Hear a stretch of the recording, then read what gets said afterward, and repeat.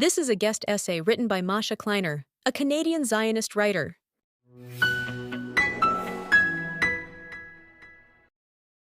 Editor's note.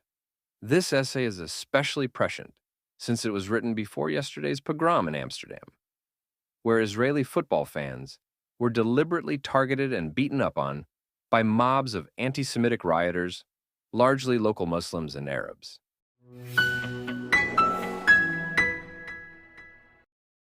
A few weeks ago, a day before the Canadian elections, David Eby, the British Columbia's New Democratic Party leader, visited a mosque. He stood facing a group of frowning men and one older woman. One of them, wearing a dark gray robe, said in a condescending voice, gesturing as if explaining basic math to a special needs child, quote, "Hamas fights for their freedom. You and others calling them terrorists. This is our issue." David Eby is a tall guy. Some people consider that alone as being attractive. That is not how I see him. His entire appearance, starting from his facial expression and posture, transmits a complete lack of backbone. I do not judge people by their looks, but having observed his actions for a while, only reinforced this first impression. It is more apparent than ever in this video, where he slouches and apologetically mumbles, quote, "Well, I actually do think Hamas are terrorists. I think what they did on October 7th was really awful." A more yielding person is likely to have considered this a good answer, but I do not appreciate half-truths.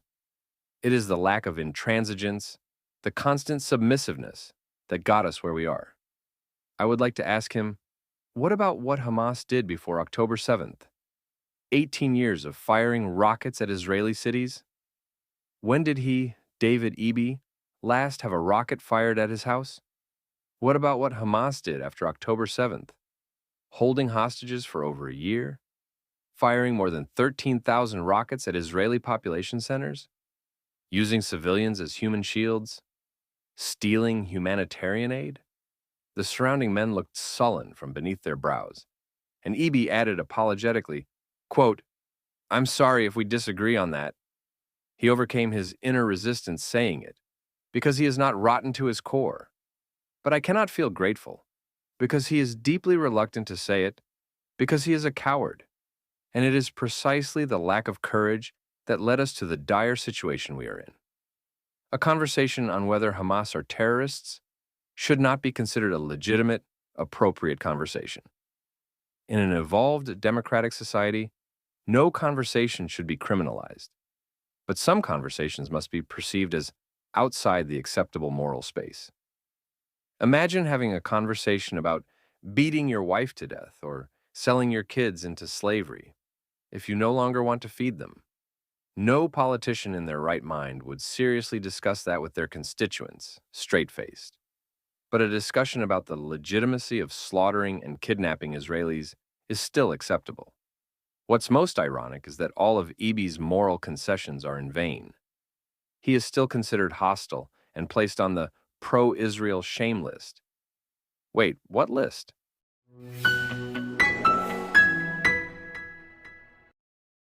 The organized Muslim community in British Columbia has been circulating a voting user guide before elections. The voting guidelines, which are very revealing of how this Muslim community views itself and, more importantly, how it positions itself. These guidelines instruct that everyone is quote-unquote free to make their own decisions. Of course, the authors are familiar with electoral laws and know that election coercion is illegal. However, these guidelines emphasize that, quote, "As Muslims, we should approach these elections in a principled, strategic, and non-emotional manner that will practically benefit Muslims the most," end quote. The accompanying information makes it very clear what are the true priorities of the Muslim community. The accompanying spreadsheet contains a list of candidates by party and riding, with columns indicating whether each candidate is, quote, "supportive of Palestine," and whether they are, quote, "supportive of Israel." In the notes column, considerable attention is devoted to SOGY, which stands for Sexual Orientation and Gender Identity, an ultra-progressive LGBTQ-friendly school curriculum. I am not a fan of SOGI. the materials are overly sexualized and pornography adjacent. However, the Muslim User Guide does not really distinguish between support for SOGI and support for LGBT without the extra symbols. I feel bad for the Queers for Palestine movement. Their Muslim allies consider support for LGBT as a disadvantage for a politician. For me personally, the support for Israel and support for Palestine columns are of greater interest. As I mentioned above, David Eby's efforts to curry favor did not bear fruit. He was designated as a supporter of Israel and marked with a "Do not vote for this candidate" recommendation in capital letters. Here are examples of reasons why various candidates were marked as unfavorable, and I quote, retweeted a tweet on defending Israel regarding October 7th. Reposted standing with Israel from October 7th attacks. Condemning the Hamas attacks? Called October 7th terrorist attacks. He stated that, "We have terrorists on our streets right here in British Columbia," regarding people chanting "Death to Canada" and burning the Canadian flag. Tweeted on October 9th, 2023, "I am disgusted that individuals in our nation are holding demonstrations in support of Hamas' terrorist attack on Israel." This Muslim community goes even further. Additional reasons to not vote for a candidate include, and I quote, "Recognition of Israel is clear." Retweeted posts that recognize Israel and mentions October 7th. Supports two-state solution. And quote, "Does work to raise awareness around the Holocaust."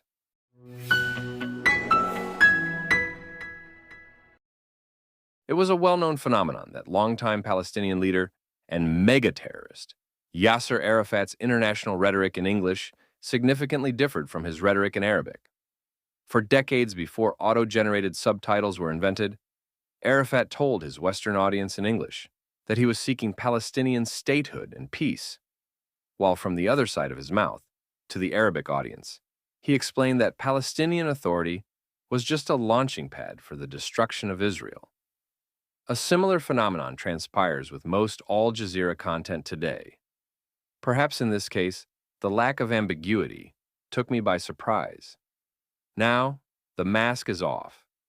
It is the general Muslim community that joins forces to vote in favor of anti-Israel candidates. It is the Muslim community that articulates support for Palestine and support for Israel as mutually exclusive concepts. Not a single Canadian political candidate out of 174 is marked as supporting both. Even the mere proposition that the two can coexist, a two-state solution, is considered unacceptable. It is the non-fringe, mainstream Muslim community which rejects the premise that Hamas are terrorists. It is the Muslim community that views Holocaust awareness as something negative, even deplorable.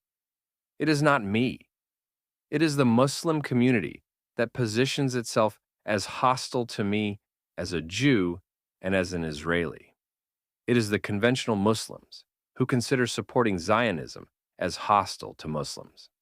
It is not Samadun, the so-called Palestinian Prisoner Solidarity Network. It is not the boycott, divest, sanction movement or some other specialized anti-Israel movement or organization. It is the ordinary Muslim who aligns with Hamas and positions himself as fundamentally opposing the right of Israel to exist and the right of Jews to not be massacred.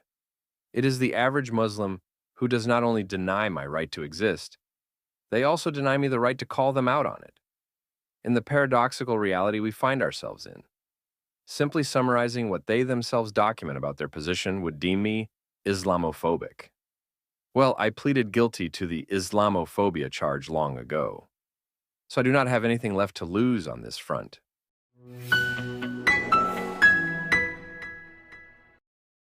In the video where David Eby visited the mosque, he also made a speech about hate, saying, quote, "I know that this community knows that hate doesn't just stay with one group. It spreads and it grows if you don't address it." I do not think he really meant what he said. But even a broken clock is right twice a day. Hatred never stays with one group. What starts with the Jews never ends with the Jews. It was never a secret. The quote-unquote anti-Israel protesters have long been calling our country and city so-called Canada and so-called Vancouver. And even the most willfully blind cannot ignore the burning of the Canadian flag and the Death to Canada chants on our streets. Despite Eby being considered pro-Israel, his government has refused to prosecute Samidoun, the group behind the Death to Canada chants. The mainstream media speculated that the topic is controversial and that the British Columbia New Democratic Party government did not want to proceed before the elections, which took place last month. These were provincial elections. The provincial government's responsibilities are housing, transportation and infrastructure, education, healthcare and social services, labor laws, environment, and public safety. Foreign policy is not in the provincial government's jurisdiction. So, why would the Muslim community choose the candidates to vote for based on the candidates' position on Israel and Hamas? They are not confused. The Muslim community leaders are very well versed in Canadian law. They do not apply their, albeit broken, moral compass. They do not call it ethical voting. They call it strategic voting. British Columbia's Muslim community wants to elect a pro-Hamas, anti-Israel government to incur persecution against the local Jewish community. After all, the provincial government cannot cut diplomatic ties with Israel, impose an arms embargo on it, or vote in the United Nations. The provincial government can only cut Jewish institutions' security budgets, promote anti-Semitic curriculum in schools, and turn a blind eye to the discrimination and intimidation of Jews. In a similar way that Hamas prioritizes killing Israelis rather than fostering prosperity for the people in Gaza, the Muslims of British Columbia ignore practical socioeconomic factors and choose representatives solely based on their anti-Jewish stance. These Muslims want a government that will throw the Jewish community to the wolves.